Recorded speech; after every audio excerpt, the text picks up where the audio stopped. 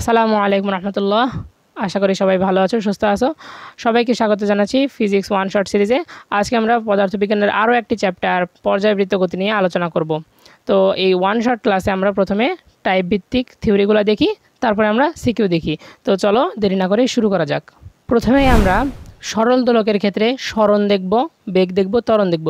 সরল দোলকের ক্ষেত্রে সরণের সূত্র হচ্ছে এ sine omega T plus del. বেগের সূত্র এটা যদি সাম্যাবস্থান থেকে শুরু হয় বা এই যে সাম্যাবস্থান থেকে এখান থেকে যদি শুরু হয় তাহলে এই এক্সের মান হবে এ সাইন ওমেগা টি, আর সর্বোচ্চ অবস্থা থেকে যদি শুরু হয় বা এক প্রান্ত থেকে শুরু হয় এক্সের মান হবে এ কজ ওমেগা টি। তারপর আমাদের বেগ ভি এর মান হচ্ছে এ omega cause omega T plus del. আর ভি এর ম্যাথ করবো আমরা এই সূত্রটা দিয়ে, ভি সমান হচ্ছে ওমেগা রুট ওভার এ স্কোয়ার মাইনাস এক্স স্কোয়ার। এখানে এ হচ্ছে বিস্তার। ত্বরণের ক্ষেত্রে আমরা এর সূত্র হচ্ছে মাইনাস এ omega square sine omega T plus del. আমরা ম্যাথ করবো এ সমান হচ্ছে মাইনাস ওমেগা স্কোয়ার এক্স এই সূত্রটা দিয়ে। তো আমরা প্রথমে সরল দোলকের ক্ষেত্রে দেখি সরল দোলকটা কেমন। সরল দোলকের যে সুতার দৈর্ঘ্য সেটা যদি এল হয়, সুতার দৈর্ঘ্য যদি এল হয়, ববের ব্যাসার্ধটা আর হয়, তাহলে এর কার্যকর দৈর্ঘ্য হচ্ছে এল সমান ছোট এল প্লাস আর, বা সুতার দৈর্ঘ্য প্লাস ববের ব্যাসার্ধ। তারপরে আমরা সাম্যাবস্থার সর্বোচ্চ অবস্থার ক্ষেত্রে কয়েকটা জিনিস দেখি। সাম্যাবস্থাতে আমাদের সরণ শূন্য, এখানে কোনো সরণ নেই। আর এখানে ত্বরণটাও শূন্য, কিন্তু এখানে বেগটা সর্বোচ্চ। আমরা কোনো দোলনা খেলার সময় আমরা এখান থেকে যদি শুরু করি এই দিকে যেয়ে এই পর্যন্ত গিয়ে আবার থেমে যায়, কিন্তু বেগটা কখন সর্বোচ্চ হয়? যখন এই অবস্থানে থাকি আমরা, তাই না? এই অবস্থানে যখন সাম্যাবস্থায় আসার চেষ্টা করি তখনই আমাদের বেগটা সর্বোচ্চ হয়, কিন্তু আবার উপরে উঠলে বেগটা সর্বনিম্ন হয়ে যায় বা বেগটা আমরা থেমে যাই, আবার উল্টো দিকে করে আবার এই পর্যন্ত আসি, তাহলে এই মাঝখানে আমাদের বেগটা সর্বোচ্চ। সেটা হচ্ছে কত? ওমেগা এ। এটা কিভাবে আসছে? এই দেখো, ভি সমান হচ্ছে ওমেগা রুট ওভার এ স্কোয়ার মাইনাস এক্স স্কোয়ার। এক্সের জায়গায় আমরা যদি, এক্স হচ্ছে আমাদের কত? শূন্য।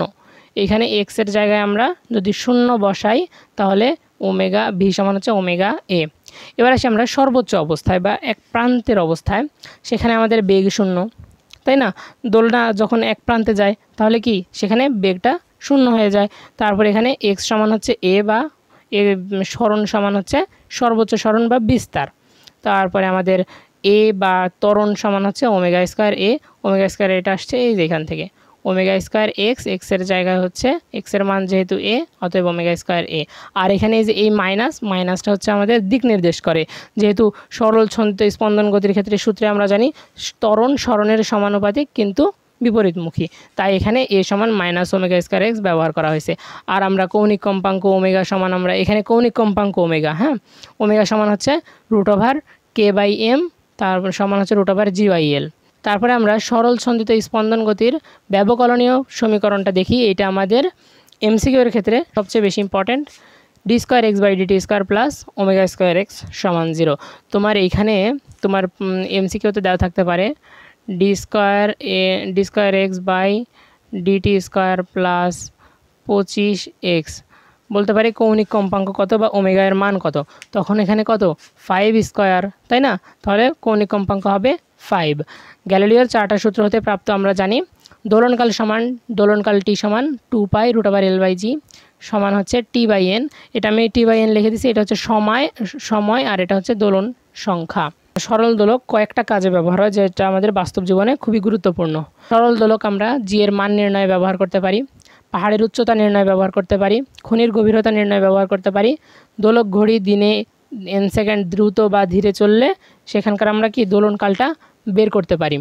জি এর মান নির্ণয়, জি সমান হচ্ছে 4 pi square L by T square, এখানে টি সমান হচ্ছে 2 pi root over L by G, এইখান থেকে শুধুমাত্র জিটা আমরা বের করে নিয়ে আসছি।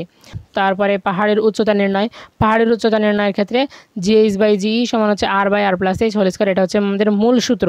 এইচ বা ডাইরেক্ট উচ্চতা নির্ণয়ের সূত্রটা মুখস্থ রাখবো, সেটা হচ্ছে root over GE divided by GH minus 1 into R, R সমান হচ্ছে TH by T minus 1 into R. আমরা গ্যালিলিওর একটা সূত্রে আমরা দেখি টি সমানুপাতিক 1 বাই রুট জি। এইখান থেকে আমরা জানি, এখান থেকে আমরা বের করতে পারি TH/TE সমান হচ্ছে √GE/GH। তো এই যে এই জিনিসটা থেকে আমরা এখানে লিখতে পারছি √GE/GH সমান হচ্ছে TH/TE। তারপরে আসে আমরা খনির গভীরতা নির্ণয়ের ক্ষেত্রে, সেখানে হচ্ছে এইচ এর মান বা খনির গভীরতা এইচ সমান হচ্ছে 1 - GH/GE × R, আবার 1 - TE²/TH² × R। এখানে এই যে TE²/TH² কোথা থেকে আসছে, এই দেখো এই যে এই জায়গাটা থেকে আসছে, GH/GE সমান TE²/TH²। তারপরে আমরা আসি দোলক ঘড়ি দিনে n সেকেন্ড দ্রুত চললে বা n সেকেন্ড সময় লাভ করলে T2 সমান, দোলক ঘড়ি দিনে n সেকেন্ড দ্রুত চললে T2 সমান, T1 হচ্ছে আদি দোলনকাল, তারপরে ×86400/86400 + n। তোমরা এই সূত্র মুখস্থ রাখবে তাহলে এনাফ। তারপরে দোলক ঘড়ি ঘন্টায় n সেকেন্ড দ্রুত চললে T2 সমান T1 × 3600। ঘন্টায় কত সেকেন্ড? 3600 সেকেন্ড। দিনে কত সেকেন্ড? 86400 সেকেন্ড। তো এইভাবে মনে রাখবা। আর n সেকেন্ড দ্রুত চললে প্লাস, নিচে প্লাস, আর n সেকেন্ড ধীরে চললে নিচে মাইনাস। ওকে, তো এবার আমরা আসি আমাদের প্রথম সিকিউয়ে। প্রথম সিকিউ হচ্ছে আমাদের চট্টগ্রাম বোর্ড 23-এ একটি পেন্ডুলাম ঘড়ি ভূপৃষ্ঠে প্রতি সেকেন্ডে একটি অর্ধদোলন দেয়। পাহাড়ের উপর দিনে 100 সেকেন্ড সময় হারায়। গ, পাহাড়ের উচ্চতা নির্ণয় করো। পাহাড়ের উপর দোলকটিকে সেকেন্ড দোলকে পরিণত করতে হলে কি করতে হবে? এটা হচ্ছে মোস্ট কমন একটা অঙ্ক। তো চলো আমরা আগে গ নাম্বারটা শুরু করি। গ নাম্বারে আমরা পাহাড়ের উচ্চতা আগে আমরা প্রথমে আমরা ভেবে নিই পাহাড়ের উচ্চতা নির্ণয় করতে হলে আমাদের সূত্রটা কি? এইচ সমান আমরা কি জানি? এইচ সমান হচ্ছে TH/TE - 1 × R। কিন্তু TH আর TE কোনোটাই কি আছে এখানে? দেওয়া আছে। TE এর মান বা TE হচ্ছে কি? TE হচ্ছে পৃথিবীতে বা ভূপৃষ্ঠে তার দোলনকাল, আর TH হচ্ছে এইচ উচ্চতায় তার দোলনকাল। তা এখানে TE এর মান দেওয়া আছে, কিন্তু একটু পেঁচায় দেওয়া আছে। এখানে বলা আছে কি ভূপৃষ্ঠে প্রতি সেকেন্ডে একটি অর্ধদোলন দেয়। তাহলে একটি পূর্ণ দোলন একটা অর্ধদোলন দিতে সময় লাগে 1 সেকেন্ড, তাহলে একটা পূর্ণ দোলন দিতে সময় লাগে 2 সেকেন্ড। তাহলে TE সমান হচ্ছে 2 সেকেন্ড, অতএব এটা একটা সেকেন্ড দোলক, তাই না? তারপরে আমরা বের করব TH। TH সমান, এখানে আরও একটা ক্লু দিয়ে দিছে, পাহাড়ের উপর দিনে 100 সেকেন্ড সময় হারায়। তাহলে TH সমান হচ্ছে, আমরা তখন দেখছিলাম আদি বা ভূপৃষ্ঠে তার দোলনকাল ইন্টু বলেছে কি দিনে 100 সেকেন্ড, 86400/86400 - 100 সেকেন্ড। TE এর মান কত আমরা এখানে তো দিলাম, বের করলাম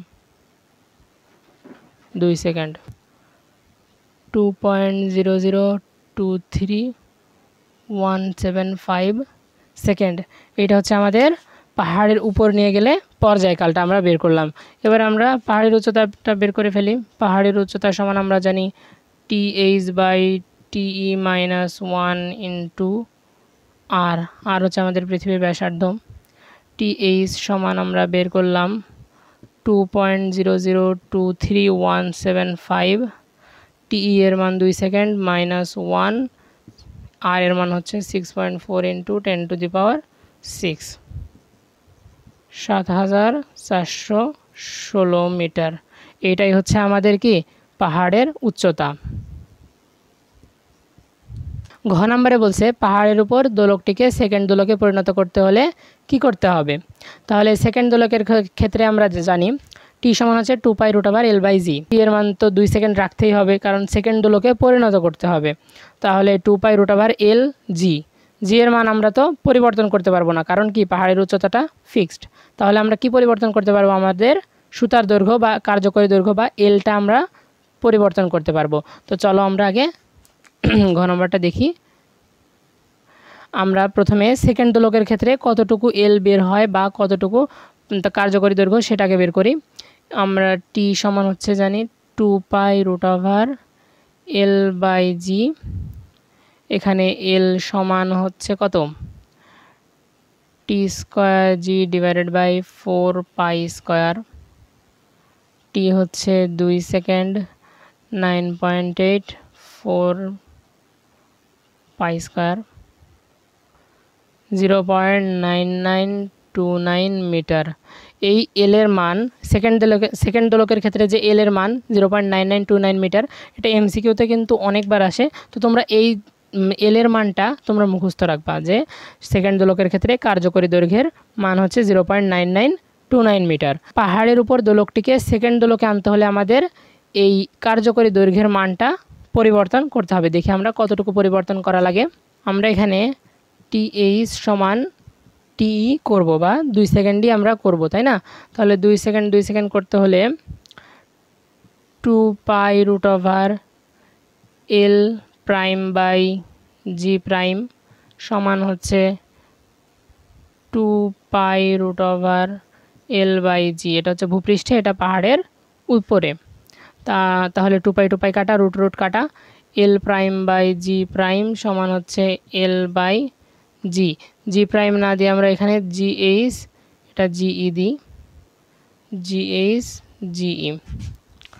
তাহলে এল প্রাইম বাই এল সমান হচ্ছে জিএইচ বাই জিই। আমরা জিএইচ বাই জিই সমান একটা সূত্র দেখছিলাম থিওরিতে, আবার তোমরা গিয়ে দেখবা R by R plus H whole square.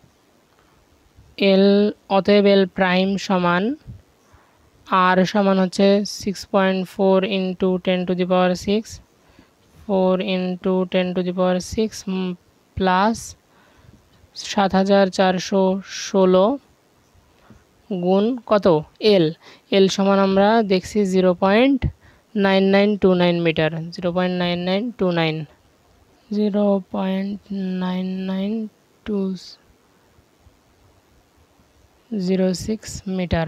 তাহলে আমাদের এল এর মানটা কি কমে গেল, তাই না?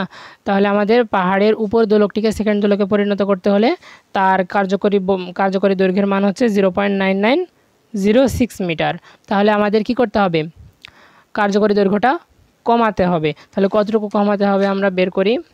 এল ডেল্টা এল সমান হচ্ছে L minus L prime 0.9929 minus 0.9906 সমান হচ্ছে 0.0023 মিটার। আরেকটা সিকিউয়ে বলা হয়েছে সেকেন্ড দোলককে খনিতে নিলে দৈনিক 20 সেকেন্ড ধীরে চলে, পাহাড়ের শীর্ষে নিলে দৈনিক 1 মিনিট ধীরে চলে।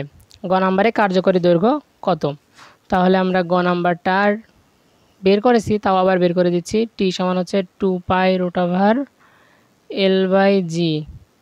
এল সমান হচ্ছে T square G by 4 pi square. T সমান সেকেন্ড দোলক 2 সেকেন্ড 9.84 পাই স্কোয়ার সমান কত?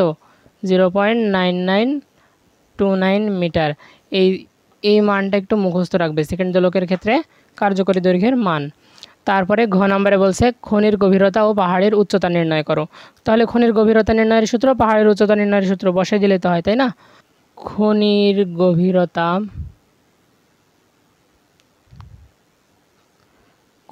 গভীরতা নির্ণয়ের সূত্র আমরা কি জানি?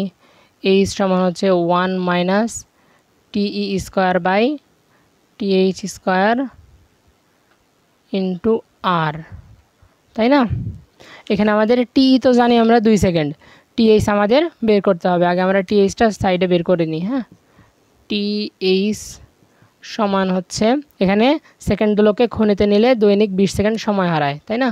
তাহলে 2 ইন্টু 86,400, কারণ ওটা দৈনিক, তারপরে হচ্ছে 86,400 মাইনাস দিনে 20 সেকেন্ড সময় হারায়।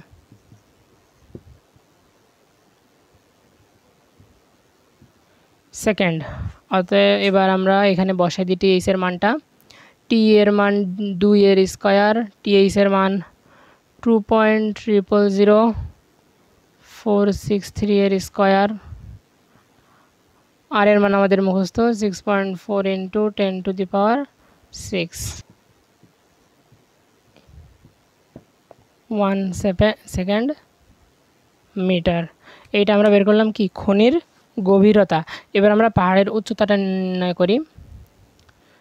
পাহাড়ের উচ্চতার ক্ষেত্রে এইচ এর সূত্র আমরা কি জানি? TH by TE minus 1 into R, তাই না? তাহলে আমরা টিএইচটাকে বের করে নিই পাশে। টিএইচের শর্ত আমাদের কি দেওয়া আছে, দৈনিক কত মিনিট 1 মিনিট সেকেন্ড ধীরে চলে, এটা হচ্ছে ধীরে চলে। 2 ইন্টু 86,400 ডিভাইডেড বাই 86,400 মাইনাস 1 মিনিটে 60 সেকেন্ড, 0.00139 সেকেন্ড। অতএব টিএইচ আমরা বের করলাম 2.00139 সেকেন্ড। টি হচ্ছে 2 মাইনাস 1, আর হচ্ছে 6.4 ইন্টু 10⁶, 4,448 মিটার। অতএব আমাদের খনির গভীরতা বের হলো 2,962.17 মিটার, আর পাহাড়ের উচ্চতা নির্ণয় হলো 4,448 মিটার। এবার আসি আমরা আমাদের দ্বিতীয় টাইপে আছে আমাদের ওই সরল দোলকের গতিশক্তি এবং বিভব শক্তি। তাহলে গতিশক্তি সমান আমরা ইকে সমান আমরা জানি half M omega square A square cause square omega T plus del. এটা হচ্ছে গ্রাফ আঁকানোর সূত্র, এটা আমাদের আপাতত দরকার নাই। আমাদের দরকার হচ্ছে ম্যাথ করার সূত্র, সেটা হচ্ছে ইকে সমান half M omega square A square minus X square. এইটাই হচ্ছে মেন সূত্র আমাদের ম্যাথ করার জন্য। আর বিভব শক্তির ক্ষেত্রে আমরা জানি half M omega square A square sine square omega T plus del, আর ইপি সমান হচ্ছে বা বিভব শক্তি সমান half M omega square X square. এইটাই হচ্ছে আমাদের ম্যাথ করার সূত্র।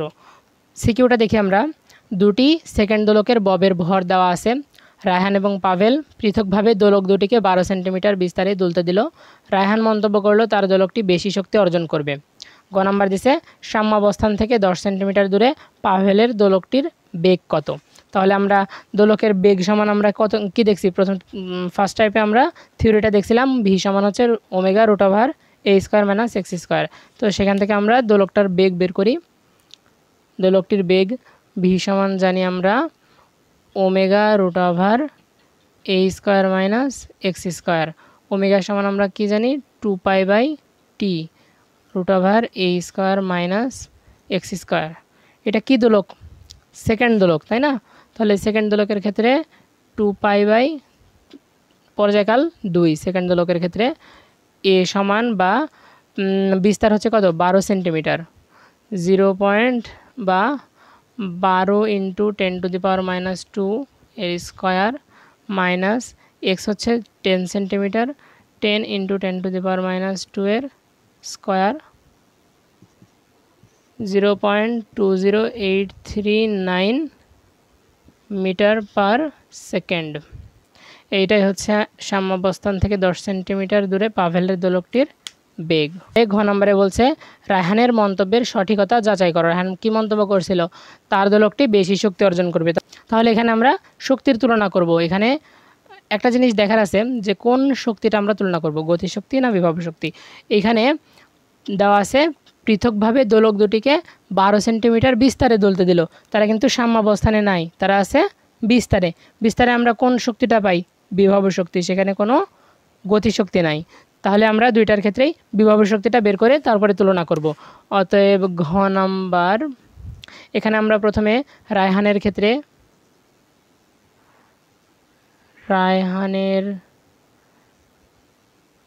ক্ষেত্রে ইপি বা বিভব শক্তি সমান হচ্ছে আমরা জানি half M omega square X square.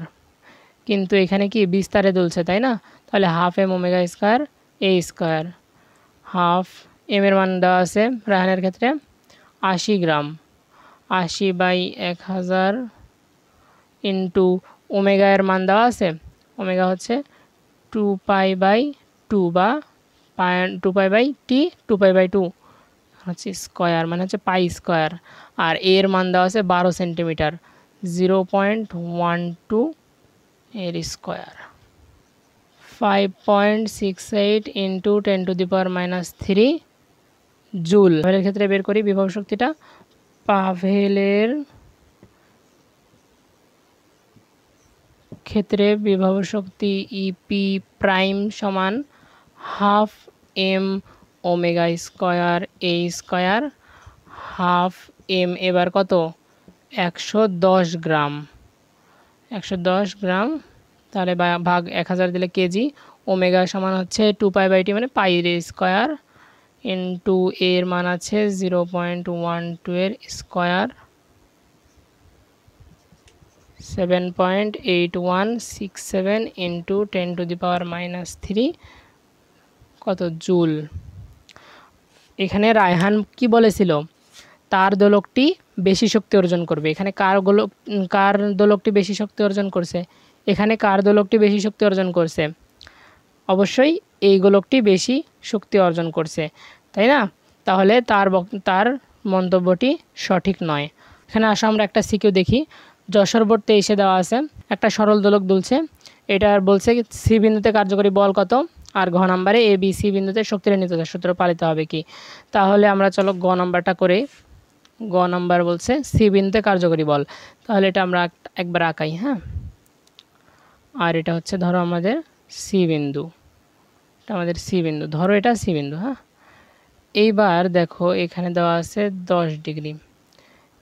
এই দিকে বা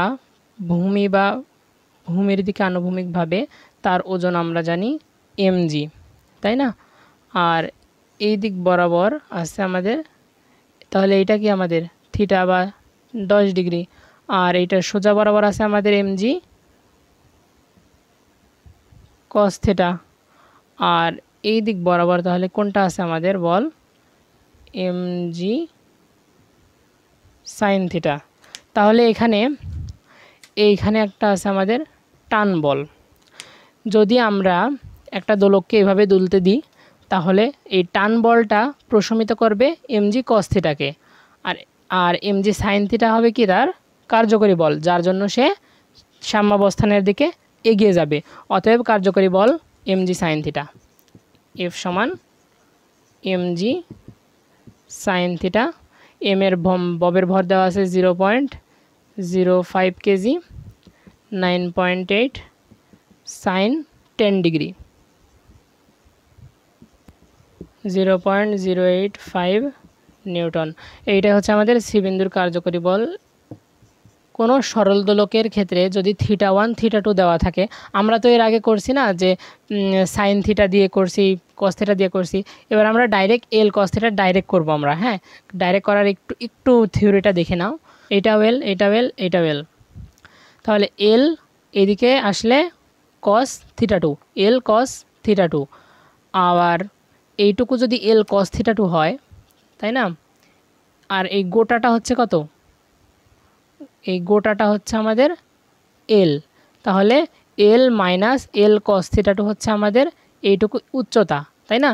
এই ধরো এই বিন্দুটা, ধরো বি বিন্দুটা, এখান থেকে এইটুকু হচ্ছে আমাদের এইচ, এই এইচ সমান হচ্ছে আমাদের এল মাইনাস এল কস থিটা2, এল কমন নিলে 1 মাইনাস কস থিটা। এই থিটা এর মান কোনটা? থিটা এর মান হচ্ছে যেখান থেকে আমরা নেব সেইখানের থিটা। ভি সমান হচ্ছে √2gl into cos θ1 minus cos θ2। এটা একটু মনে রাখবা। θ1 সমান হচ্ছে ওই স্থানের থিটা, θ2 সমান হচ্ছে যেখান থেকে আসছে সেখানকার থিটা। এটা আমরা সূত্র প্রতিপাদন করলাম না, ডাইরেক্ট সূত্রটা লিখে দিছি। θ1 একটু মনে রাখবা ওই স্থানের থিটা, θ2 হচ্ছে যেখান থেকে আসছে সেখানকার থিটা। সাপোজ এটা তুমি এ বিন্দুতে তুমি ভি মানে বেগটা বের করবে, তাহলে √2gl এই পর্যন্ত ঠিক আছে। cos θ1, এখানে cos θ1ই হবে, কারণ ওই স্থানের থিটা কত? θ1, তাই না? cos θ1 মাইনাস cos যেখান থেকে আসছে সেখানকার থিটা। কোথা থেকে আসছে? বি বিন্দু থেকে এ বিন্দুতে আসছে, তাহলে সেটা হচ্ছে θ2। অতএব এইটা হচ্ছে কি এ বিন্দুর ক্ষেত্রে বেগ। ভি সমান হচ্ছে √2gl cos θ1 মাইনাস cos θ2। এবার আমরা ঘ নাম্বারটা দেখি। এ বি এবং সি বিন্দুতে শক্তির নিত্যতার সূত্র পালিত হবে কি। তাহলে ঘ নাম্বারে আমরা প্রথমে বি এর ক্ষেত্রে দেখব। হ্যাঁ, এই বি এর ক্ষেত্রে আমরা এইটা হচ্ছে আমাদের 10 ডিগ্রি, আর এটা হচ্ছে আমাদের 20 ডিগ্রি, এইটা হচ্ছে সি, এটা হচ্ছে বি, এটা হচ্ছে এ। এবার আমরা ঘ নাম্বারটা দেখি। ঘ নাম্বারে বলছে এ বি ও সি বিন্দুতে শক্তির নিত্যতা সূত্র পালিত হবে কি না। তাহলে আমরা প্রথমে বি বিন্দুর ক্ষেত্রে দেখি। বি বিন্দুতে কি কোনো গতিশক্তি থাকবে? না, কারণ সেখানে কোনো বেগ নাই, সে আসে কি আসে হচ্ছে বিস্তারে, তাহলে সেখানে শুধুমাত্র থাকবে আমাদের বিভব শক্তি বা ইপি ইপিবি। ইপিবি সমান হচ্ছে mgh, তাই না? এখানে mgh সমান হচ্ছে কি আমরা জানি, একটু আগে আমরা দেখালাম mgl into 1 minus cos theta two, তাই না? 1 মাইনাস কস থিটা, কারণ থিটা হচ্ছে যেখানে আসে সেখানকার থিটা।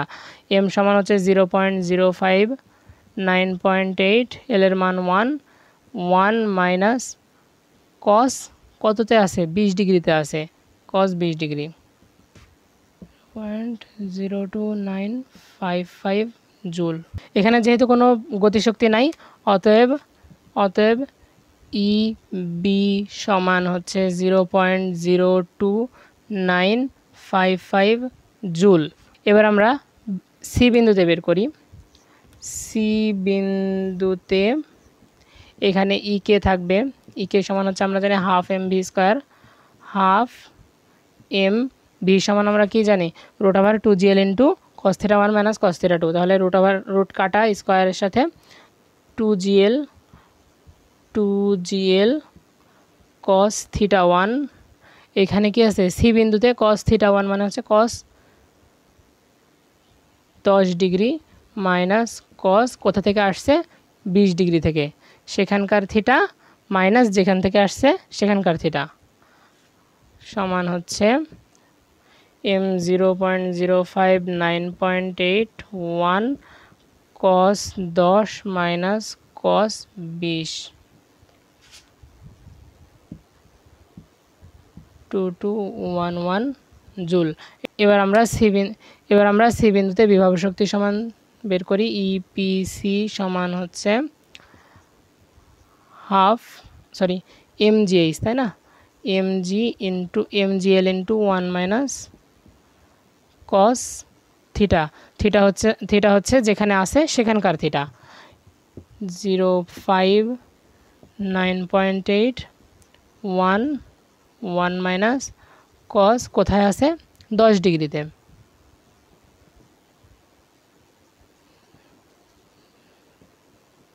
44 জুল। এবার আমরা সি বিন্দুতে মোট শক্তি বের করি।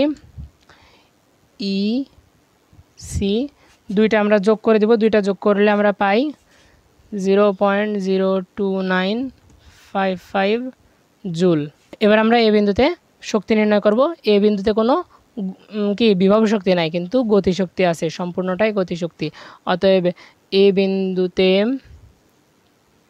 মোট শক্তি লিখি আমরা, ই এ সমান হচ্ছে কত, গতিশক্তি হচ্ছে হাফ এম ভি স্কোয়ার সমান হচ্ছে কত 2gl into cos theta 1 minus cos theta 2, তাহলে হাফ কাটা, এম হচ্ছে 0.05 9.8, এল হচ্ছে কস, এখানে থিটা 1 আমরা কি বলছিলাম, থিটা 1 বলছিলাম যেখানে থাকবে সেখানকার থিটা, তাহলে এইখানে এ বিন্দুতে থিটার মান কত 0 ডিগ্রি, অতএব কস 0 ডিগ্রি মাইনাস যেখান থেকে আসছে সেখানকার থিটা, কত থেকে আসছে বি থেকে, মানে 20 ডিগ্রি থেকে, কস 20 ডিগ্রি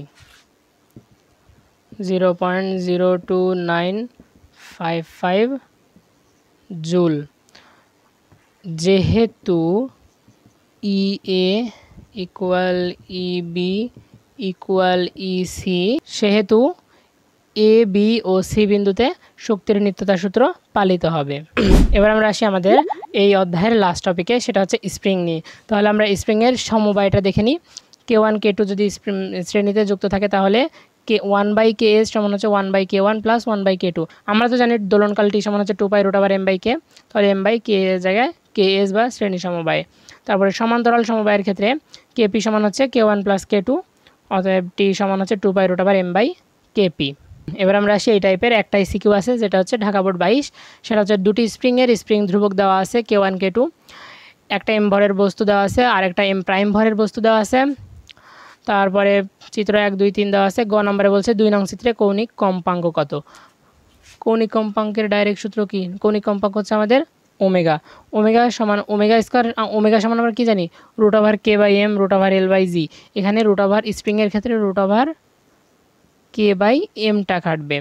এখানে রুট ওভার কোনটার সাথে আছে, কে হচ্ছে K2 এর সাথে আছে, তাই না? এই স্প্রিংয়ের স্প্রিং ধ্রুবক হচ্ছে K2, 2000 newton per metre, 2000 newton per metre. আর এম আছে কত আমাদের, 4.5 KG, 4.5 KG, 21.082 rad per second. এটাই হচ্ছে আমাদের গ নম্বরের অ্যান্সার, যেটা হচ্ছে 2 নং চিত্রের কৌণিক কম্পাঙ্ক।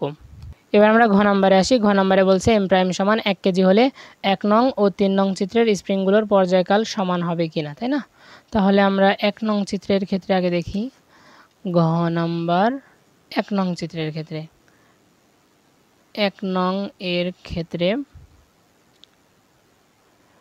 চিত্রে কিভাবে দেওয়া আছে, এটা তো দেখে কি বোঝা যাচ্ছে যে এটা সমান্তরাল নাকি শ্রেণীতে আছে? তাহলে এটা আমরা একটু একসাথে করে দিই।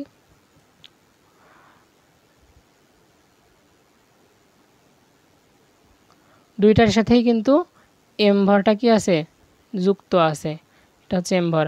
তাহলে এটা কি হলো, এটা যদি K1 এটা K2, অতএব এইটা হচ্ছে আমাদের কি সমান্তরাল সমবায়ে আছে। অতএব আমরা কি বলছে, পর্যায়কাল। অতএব আমরা জানি টি সমান 2 pi root over M by এখানে কি হবে কেপি, তাই না? সমান্তরালে আছে কেপি। অতএব 2 পাই রুট ওভার এম এর মান 4.5 কেজি, কেপি এর মান হবে কি K1 প্লাস K2।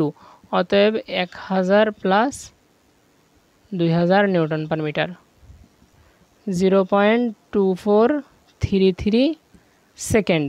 3 নং চিত্রের দোলনকাল বা পর্যায়কাল নির্ণয় করতে হবে।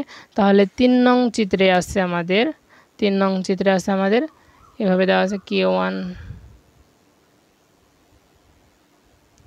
এটা আছে আমাদের কত এম প্রাইম, না? এম প্রাইম সমান হচ্ছে 1 কেজি, K1 এটা হচ্ছে আমাদের K2। এবার আমরা 3 নং এর ক্ষেত্রে বের করি। 3 নং চিত্রের ক্ষেত্রে বা 3 নং এর ক্ষেত্রে, 3 নং এর ক্ষেত্রে KS বের করতে হবে, তাই না?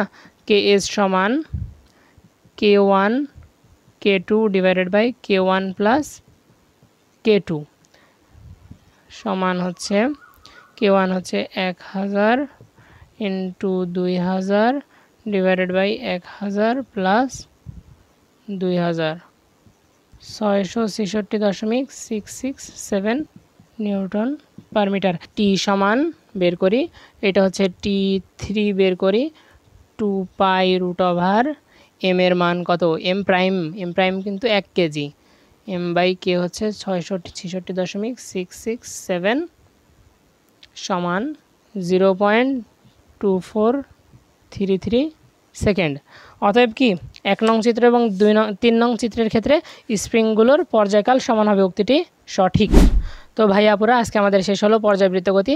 পদার্থবিজ্ঞান প্রথম পত্রে আমাদের আর একটি মাত্র চ্যাপ্টার আছে, সেটা হচ্ছে আদর্শ গ্যাস এবং এর গতিতত্ত্ব। সেই আদর্শ গ্যাস এবং এর গতিতত্ত্বের অধ্যায়টা আমি পরশুদিন তোমাদেরকে দিয়ে দিব। হ্যাঁ, তাহলে আমাদের পদার্থবিজ্ঞান প্রথম পত্র কমপ্লিট হয়ে যাবে। তারপরে আমরা পদার্থবিজ্ঞান দ্বিতীয় পত্র শুরু করব। পদার্থবিজ্ঞান প্রথম পত্রের চেয়ে পদার্থবিজ্ঞান দ্বিতীয় পত্রে কি আমাদের মার্ক তোলাটা অনেক সহজ। আর তোমরা আমার থেকে সাজেশন ভিডিও চাইছো, আমি পদার্থবিজ্ঞান প্রথম পত্র দ্বিতীয় পত্র এগুলো সব কিছুর সাজেশন দেবো, কোন কোন অধ্যায়টা বেশি পড়তে হবে, কোন কোন অধ্যায়টা আমাদের ছাড়লেও চলবে, তারপরে বাংলা, তারপরে ইংরেজি, আইসিটি, কোন কোন অধ্যায়গুলো আমাদের পড়া লাগবে, কোন কোন টপিকগুলো আমাদের পড়া লাগবে। তারপরে হায়ার ম্যাথে তোমাদের অনেকেরই কনফিউশন আছে, তাহলে হায়ার ম্যাথের কোন কোন চ্যাপ্টারগুলো না পড়লেই নাই, আর কোন কোন চ্যাপ্টারগুলো আমরা একটু স্কিপ করেও A+ পেতে পারি। হ্যাঁ, এগুলো আমি দেখাই দিব। আর রসায়নের ক্ষেত্রে আমি চেষ্টা করব তোমাদের কয়েকটা ক্লাস নেওয়ার, যেগুলো একটু ইম্পর্টেন্ট চ্যাপ্টার আছে রসায়নের, সেই চ্যাপ্টারগুলো আমি নেওয়ার চেষ্টা করব। তোমরা আমার জন্য দোয়া করবে আমি যেন ওইগুলো নিতে পারি। আর গাইডলাইন ভিডিওগুলোও আমাদের আস্তে আস্তে আসতে শুরু করবে। তো আজ এ পর্যন্তই, দেখা হচ্ছে অন্য কোনো ক্লাসে বা অন্য কোনো গাইডলাইন ভিডিওতে। সে পর্যন্ত সবাই ভালো থাকবে, সুস্থ থাকবে। আসসালামু আলাইকুম ওয়া রাহমাতুল্লাহ।